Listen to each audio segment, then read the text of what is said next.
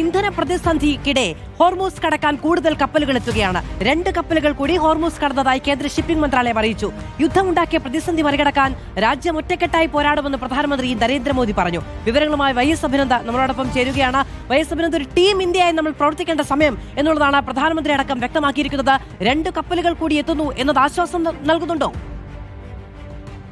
മാധു, പ്രതിരോധ മന്ത്രി രാജ്നാഥ് സിംഗിന്റെ അധ്യക്ഷതയിൽ ചേർന്ന അന്തർ മന്ത്രാലയ സമിതി യോഗം ഇപ്പോൾ അവസാനിച്ചിരിക്കുകയാണ്. പ്രധാനപ്പെട്ട ചില കാര്യങ്ങൾ ഇതുമായി ബന്ധപ്പെട്ട് ചർച്ച ചെയ്തു. നിലവിലെ സ്ഥിതിഗതികൾ അത് സൂക്ഷ്മമായി തന്നെ നിരീക്ഷിക്കുന്നതായിരുന്നു യോഗം. അവശ്യ സാധനങ്ങളുടെ ലഭ്യത, ഒപ്പം തന്നെ LPG പ്രതിസന്ധി അടക്കമുള്ള കാര്യങ്ങൾ ചർച്ചയായി. കൂടുതൽ കപ്പലുകൾ അത് ഇറാനിന്റെ അനുമതിയോടുകൂടി ഹോർമസ് കടലിടുക്ക് കടന്ന് ഇന്ത്യയിലേക്ക് എത്തിയാൽ ഉണ്ടാകുന്ന മാറ്റങ്ങളടക്കം അന്തർ മന്ത്രാലയ സമിതി ചർച്ച ചെയ്തു എന്നാണ് വ്യക്തമാക്കുന്നത്. സാധാരണക്കാരെ സംരക്ഷിക്കാനുള്ള ഇടപെടൽ കേന്ദ്രത്തിന്റെ ഭാഗത്തു നിന്നും വിജയകരമായി തന്നെ തുടരുകയാണെന്ന് യോഗം വിലയിരുത്തുകയും ചെയ്തു. ഇന്ന് പ്രധാനമന്ത്രി നരേന്ദ്രമോദി നോയിഡ അന്താരാഷ്ട്ര വിമാനത്താവളം ഉദ്ഘാടനം ചെയ്ത് നടത്തിയ പ്രസംഗത്തിലും അത് തന്നെയാണ് വ്യക്തമാക്കിയത്.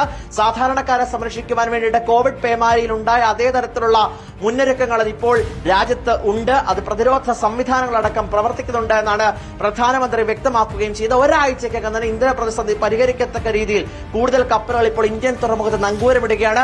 2 കപ്പലുകൾ ഹോർമോസ് കടലിടുക്ക് കടന്നു. കഴിഞ്ഞ ദിവസങ്ങളിലായും കൂടുതൽ കപ്പലുകൾ എത്തി. അങ്ങോട്ടുള്ള ദിവസങ്ങളിലും ഇനി കപ്പലുകൾ എത്തുന്നതോടുകൂടി പൂർണ്ണമായും ഇന്ധന പ്രതിസന്ധിക്ക് പരിഹാരമുണ്ടാക്കാൻ കഴിയുമെന്ന പ്രതീക്ഷയിലാണ് നിലവിൽ കേന്ദ്ര സർക്കാർ ഉള്ളത്. മാധു, ശരി, വൈഎസ് അഭിനന്ദാണ് വിവരങ്ങൾ നൽകുന്നത്. അതായത് വലിയ ഇന്ധന പ്രതിസന്ധിയിലേക്ക് രാജ്യം പോകില്ല എന്ന പ്രതീക്ഷ നൽകുന്നതാണ് ഓരോ കപ്പലുകളും ഹോർമൂസ് കടലിടുക്ക് കടന്ന് രാജ്യതീരം തൊടുന്നത്. അഭിനന്ദാണ് വിവരങ്ങൾ നൽകിയത്.